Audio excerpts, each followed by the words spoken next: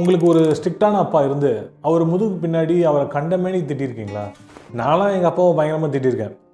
ஆனால் அவர் ஏன் அவ்வளோ ஸ்ட்ரிக்டாக வில்ல மாதிரி இருந்தாருன்றதுக்கு பின்னாடி அவருக்கு நம்ம மேலே இருந்த பொறுப்பும் அக்கறையும் பாசமும் தான் தெரியும் போது அவர் நமக்கு ஹீரோவாக இல்லை, சூப்பர் ஹீரோவாக தெரிவார். நான் போன எபிசோடில் சொன்ன மாதிரி எனக்காக எங்கள் அப்பா பிரின்சிபலையே கேள்வி கேட்கும்போது தான் அவர் மொதல் எனக்கு சூப்பர் ஹீரோவாக தெரிஞ்சார். அவர் சடனாக அடுக்கடுக்காக கேள்வி கேட்க ஆரம்பித்தோடனே என் பிரின்சிபலுக்கும் ஒன்றும் புரியல, முழிச்சிட்டு இருந்தார். அப்போன்னு பார்த்து கரெக்டாக என் கிளாஸ் மிஸ் உள்ளே வந்தாங்க. என் கிளாஸ் மிஸ் உள்ளே வந்த உடனே எங்கள் அப்பா, மிஸ் உங்கள் சின்ன வயசு ஆம்பிஷனே டீச்சர் ஆகிறதானா, இல்லை டீச்சர் ஆகி நீ என்னவா ஆக போகிறன்னு கேள்வி கேட்டு அதுக்கு பதில் தெரியாத குழந்தைய பார்த்து சிரிக்கிற டீச்சர் ஆகிறதா உங்களோட ஆம்பிஷனாக இருந்துச்சான்னு கேட்டார். என் மிஸ் பயங்கரமாக அஃபண்ட் ஆகி, ஏன் சார் எல்லா ஸ்கூல்லையும் வாட் இஸ் யுவர் ஆம்பிஷன் கேட்குறது ஒரு நார்மலான விஷயம், அதை தான் நானும் கேட்டேன்.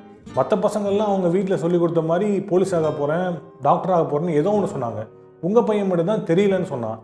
ஒன்று நீங்கள் வீட்டில் சொல்லி அனுப்பிச்சிருந்துருக்கணும், அதை விட்டுட்டு ஏன் ஆம்பிஷன் என்னன்னு கேட்கறதுக்கு உங்களுக்கு ரைட்ஸ் இல்லைன்னு எங்கள் அப்பாவோட டபுள் மடங்கு டென்ஷன் ஆகி பேச ஆரம்பிச்சிட்டாங்க. ரூமே சைலண்ட் ஆச்சு.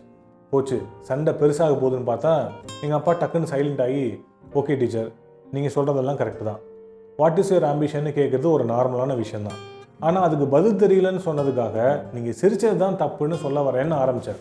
ஏன் எல்லாருக்குமே ஆம்பிஷன் இருக்கணுமா, இல்லை நம்ம எல்லாரும் நம்மளோட ஆம்பிஷன் இப்படி தான் வாழ்கிறோமா?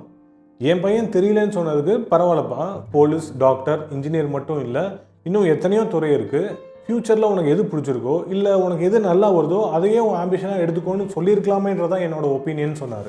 கடைசியாக ஒன்று சொன்னார், ஆம்பிஷன்றது மற்றவங்களை பார்த்து வர்ற விஷயம் இல்லை, அது ஒருத்தவங்களையும் பிறந்ததுலேருந்து இருக்கிற ஒரு விஷயம், அதை எப்படி கண்டுபிடிக்கிறதுன்னு பசங்களுக்கு நீங்கள் சொல்லி கொடுத்தீங்கன்னா அதை விட எனக்கு சந்தோஷம் வேறு எதுவும் இல்லைன்னு சொன்னார். அன்றைக்கி இங்கே எல்லாருக்கும் அவர் ஏன் இந்த சின்ன விஷயத்துக்கு இவ்வளோ பெருசாக ரியாக்ட் பண்ணுறாருன்ற மாதிரி இருந்துச்சு. ஆனால் எங்கள் அப்பா சொன்னதில் ஒரு பெரிய லைஃப் லெசன் இருக்குன்றதை எனக்கு 28 வருஷத்துக்கு அப்புறம் தான் புரிஞ்சுது.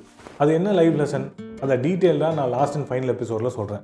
உங்கள் அப்பாவோட ஹீரோயிக் மூமெண்ட் எதாவது இருந்துச்சுன்னா கமெண்ட்டில் சொல்லுங்கள்.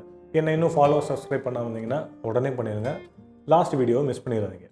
பாய்.